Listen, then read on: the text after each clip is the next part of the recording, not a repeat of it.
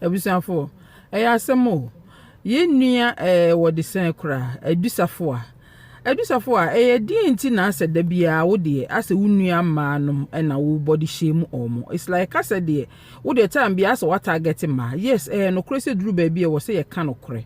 But no kre bi wo ho a me feel say enye necessary. If we say obi anko ne body type onyame de ball no na kai hunu say medical issues nso wo ho a emwa ma obi wo ho a ontimi nye some kind of surgery bi na nyem bia wo so oba bia ye slim in order to be sexy and answer me twen ho amenti ase se wuji di pa say Vivian gel ehia surgery to lose weight and I say to look sexy dia ene say Vivian gel do Safowaah wonso nchan wo bebre sa o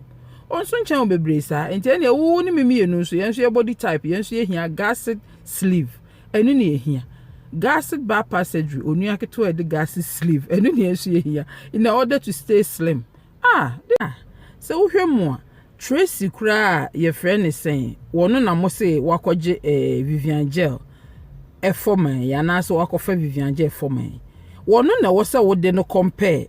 Vivian so wo de wo so wo kasam na me menti ase so wakofa na mama brand and de ne be compare ye friend is saying Vivian enye na mama brand any Trace friends Vivian na mo ka na wo masam mo say Vivian forman ena Tracy akofa aden na wonfa Vivian any Tracy body type no en compare so won asem no so wo di Tracy body type compare Vivian ya wo be hu so omo mienu Vivian won so too much bia enchen Tracy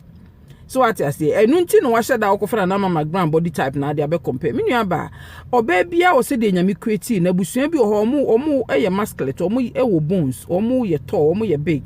enti try na jai sa se de bia wo de ase man na wo pick it on no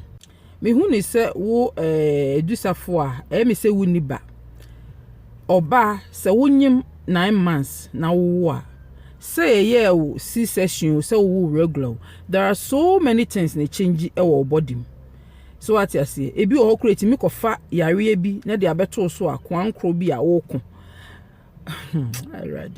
I wish Senka you have a little bit medical background kakra. Yeah, we better get it to understand things. Meaning about near a here pa the most. And so about we be carry who you be show who you be treat who you be clean who you be stay healthy. Now wa ho den na obetimi aye adwuma boa ahwe ukunu na uma na say aboa ukunu na uma. And only the most important thing. Be me bi wo ho asebi said de wo be ye slim de wo be ye bia wo so be kwa kwetwempena wo betwe. What I say, 99% of the time, I say hono, and here seriously clean up and everything. Enti jai said the woody the here and I said the be our can.